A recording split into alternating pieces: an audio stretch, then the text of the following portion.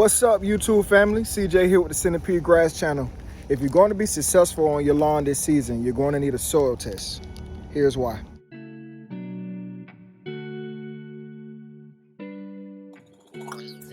So it's super cold outside today, and I'll be doing this video from inside the office. Soil tests could be really complicated if you want them to be. You could definitely go super deep on it and get real into the chemistry and the science.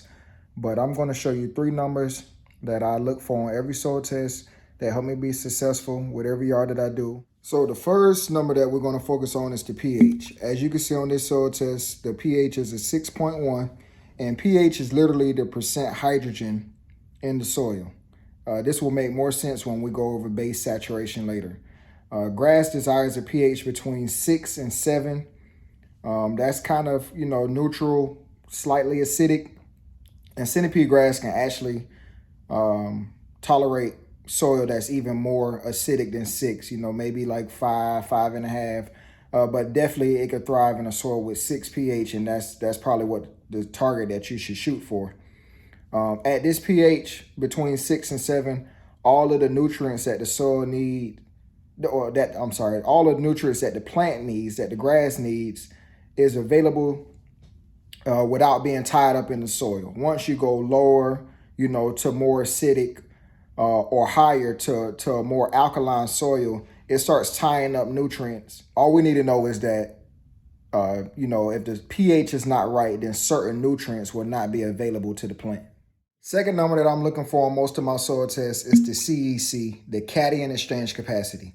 The cation exchange capacity is the soil's ability to hold on to the nutrients that we put in the soil.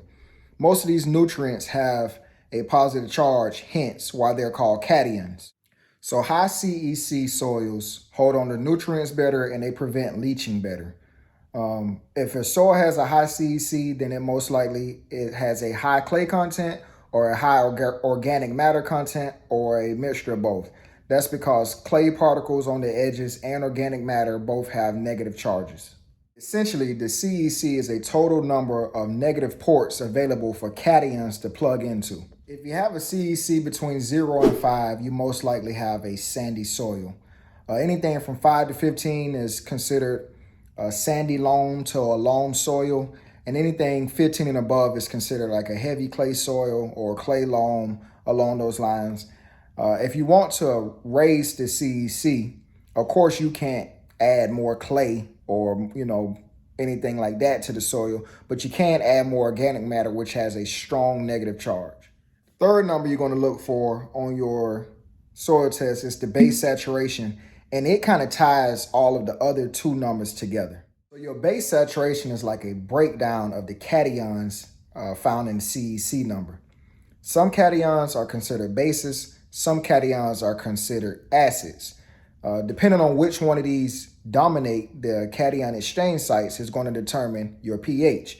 If you have more cations that are basic on these CEC, plugged into these CEC negative ports, then you're going to have a higher pH. Opposite of that, if the acids dominate on these CEC sites, then you're going to have a more acidic soil. So calcium, magnesium, potassium, and salt are the 4 main cations that you're going to see listed on your soil report. Even though it may not have a listing, what's under the acids is usually hydrogen and aluminum. On this soil report, you see that calcium, magnesium, potassium, and salt all add up to 65%. Those are my 4 bases. That means that the other 35% is made up of my acids, my hydrogen, and my aluminum. So most people are going to look at this soil report and say, well, the pH is at 6, so it's a pretty good pH. There's nothing wrong with the soil. Most of these numbers, if you look at this graph, are falling pretty much within a sufficient range. I mean, nothing's extremely low. Nothing's actually reading low. So at first glance is that it looks as if this soil is fine. For myself, I'm going to go down to the base pH, and I recognize that even though this soil is mostly basic, all of these cations are not in the ideal range.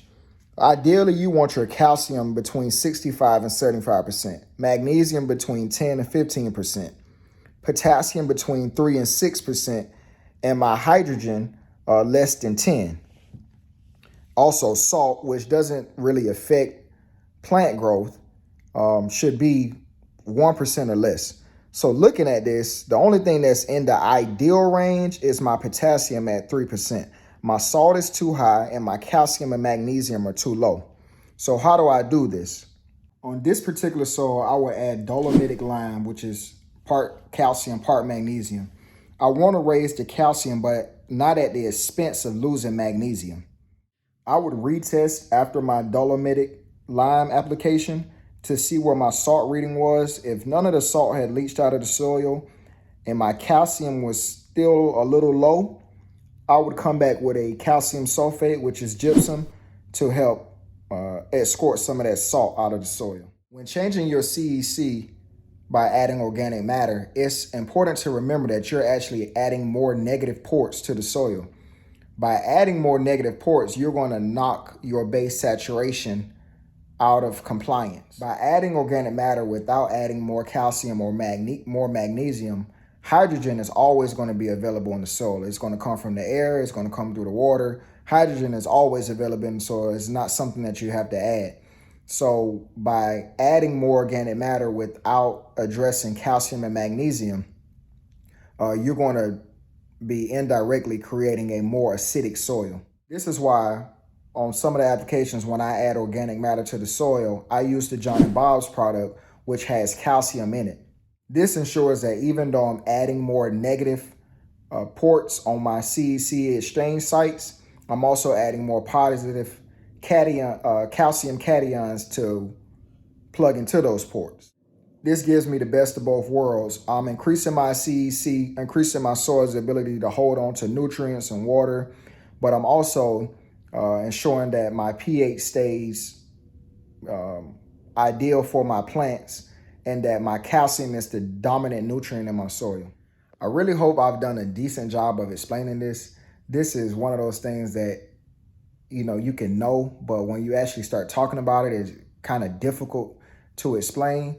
I may do future videos to kind of break this down, to break it into parts and talk about those more extensively. If this was helpful, definitely let me know. If you have more questions or, you can kind of steer me in what direction I need to go as far as explaining it further. Leave it in the comments or, message me directly. And I just want to know that so that I can do a better job of explaining, because again, this is something that's difficult to explain because of all the science in it. But yeah, thank you for watching the video. Thank you for tuning in. Definitely appreciate the support. Like this video, subscribe if stuff like this interests you. I mean, when I tell you, I can read articles and articles and articles on this stuff all day. I really can, but to each his own. Again, thank you for tuning in. We'll have another video in 2 weeks. I appreciate all the support, all the love. Till next time, peace.